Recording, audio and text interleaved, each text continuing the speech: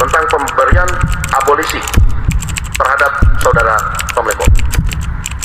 Yang kedua adalah pemberian amnesti terhadap 1.116 orang yang telah terpidana, diberikan amnesti, termasuk saudara Hasto Kristianto.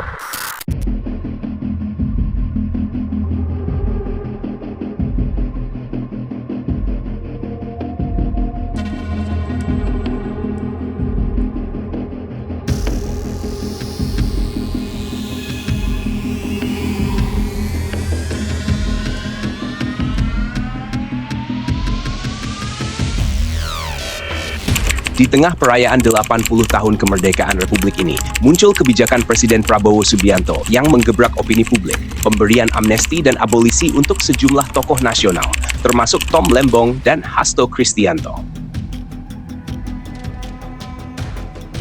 Menteri Hukum Supratman Andi Aktas menjelaskan bahwa langkah ini bukan sembarangan. Ini adalah bagian dari rekonsiliasi nasional, demi merajut kembali persaudaraan anak bangsa, menjaga stabilitas, dan menghapus dendam politik yang telah menggerogoti keutuhan NKRI. Sebanyak 1.116 orang telah diverifikasi layak menerima amnesti. Dari puluhan ribu pengajuan, hanya mereka yang dinyatakan memenuhi syarat. Di antaranya Hasto Kristianto dan 6 warga Papua dalam kasus makar tanpa senjata. Sementara Tom Lembong, ia diusulkan untuk menerima abolisi. Berbeda dari amnesti yang diberikan setelah vonis, abolisi menghentikan proses hukum dari awal. Langkah yang hanya bisa dijalankan oleh kepala negara dengan restu DPR. Ini bukan cuma soal hukum, ini soal arah bangsa. Apakah kita memilih balas dendam tanpa ujung, ataukah rekonsiliasi demi masa depan? Presiden telah memilih. Merah putih harus tetap utuh.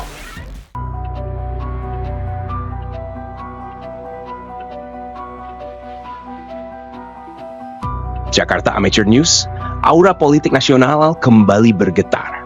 Presiden Prabowo Subianto mengambil langkah besar dan strategis dengan mengajukan amnesti dan abolisi kepada sejumlah tokoh penting bangsa. Langkah yang tidak hanya kontroversial, tetapi juga syarat makna politik dan kebangsaan. Di antara nama-nama yang mencuat ke permukaan, 2 tokoh utama menjadi sorotan publik. Tom Lembong, ex-menteri perdagangan, dan Hasto Kristianto, sekjen Partai Demokrasi Indonesia Perjuangan. Menteri Hukum dan Hak Asasi Manusia, Supratman Andi Aktas, menjelaskan dalam konferensi pers bahwa usulan amnesti dan abolisi ini bukan tanpa pertimbangan matang. Prabowo menurutnya mengambil keputusan itu dalam bingkai persatuan nasional dan stabilitas politik, terlebih dalam momentum sakral peringatan 80 tahun kemerdekaan Republik Indonesia. Langkah ini, tegas Supratman, bukan sekadar politik belaka. Ini adalah refleksi dari komitmen untuk memulihkan luka-luka kebangsaan dan mengakhiri ketegangan hukum politik yang selama ini membelah opini publik. Presiden memikirkan bangsa dan negara secara utuh.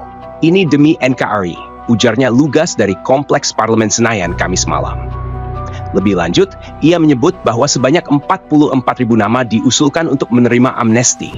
Namun setelah proses verifikasi yang ketat, hanya 1.116 orang yang memenuhi syarat. Dan di antara nama-nama itu, Hasto Kristianto dan Tom Lembong menjadi wajah paling mencolok. 2 tokoh politik yang sebelumnya terlibat dalam pusaran hukum, kini berpotensi kembali bebas tanpa beban jerat pidana. Untuk Hasto, amnesti diberikan melalui usulan langsung Kementerian Hukum dan Hak Asasi Manusia. Amnesti yang berarti pengampunan terhadap hukuman pidana ini diberikan karena adanya pertimbangan politik dan sosial, termasuk upaya rekonsiliasi nasional dan kebutuhan untuk menutup babak perpecahan pasca pemilu yang menguras energi bangsa. Berbeda dengan Hasto, Tom Lembong diusulkan menerima abolisi. Beda amnesti, beda pula abolisi. Bila amnesti menghapus hukuman pidana yang sudah ada, abolisi menghentikan seluruh proses hukum yang masih berjalan. Dalam konteks Tom Lembong, ini berarti penghentian kasus yang menyeretnya dalam dugaan korupsi impor gula, sebuah perkara yang sempat mengguncang jagat pemberitaan. Dewan Perwakilan Rakyat telah memberikan persetujuan penuh lintas fraksi terhadap langkah Presiden ini. Artinya, jalan hukum sudah terbuka lebar. Kini, tinggal menunggu momen Presiden Prabowo menandatangani keputusan Presiden, Kepres, untuk meresmikan pengampunan tersebut. Tak hanya Tom dan Hasto, Supratman juga menyebut 6 warga Papua yang sebelumnya terlibat dalam kasus makar tanpa senjata ikut menerima amnesti. Sebuah sinyal bahwa langkah rekonsiliasi ini inklusif dan tidak diskriminatif. Bahkan, pertimbangan khusus seperti usia lanjut, gangguan kejiwaan, dan kondisi kesehatan turut menjadi faktor kemanusiaan dalam penyaringan amnesti ini.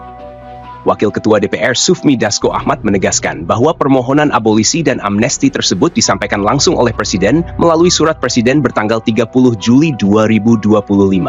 Dalam konferensi pers di gedung DPR, Dasko menyatakan dengan mantap bahwa amnesti terhadap 1.116 orang, termasuk saudara Hasto Kristianto, telah disetujui DPR.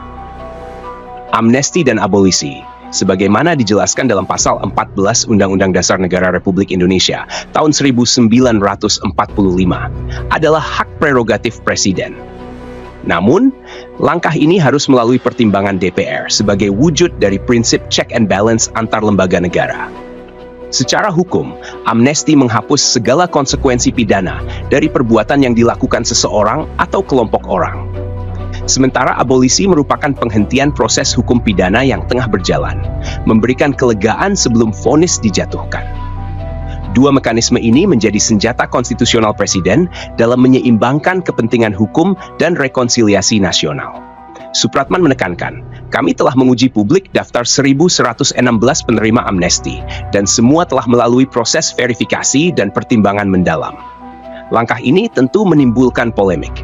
Di satu sisi, masyarakat menilai amnesti dan abolisi sebagai bentuk kelembutan hati negara dalam menghapus dendam politik dan mempererat simpul-simpul persaudaraan nasional. Namun di sisi lain, tak sedikit yang mempertanyakan, apakah ini bentuk pengampunan tulus atau justru strategi politik untuk merangkul semua kekuatan menjelang babak baru pemerintahan?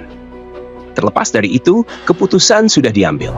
Tom Lembong dan Hasto Kristianto bersiap menerima babak baru dalam hidupnya. Dari kursi pesakitan ke halaman pengampunan, mereka menjadi simbol dari perdebatan hukum, politik, dan nilai keadilan dalam satu tarikan napas. Kesimpulan, langkah Presiden Prabowo Subianto memberikan amnesti dan abolisi terhadap para tokoh politik dan warga sipil memperlihatkan politik negara yang tidak melulu soal kekuasaan, tapi juga soal keberanian menyembuhkan luka lama bangsa. Ini bukan hanya soal hukum, tapi tentang politik kebangsaan yang merangkul, bukan menghakimi. 1.116 orang bukan angka kecil. Ini adalah cerita besar rekonsiliasi.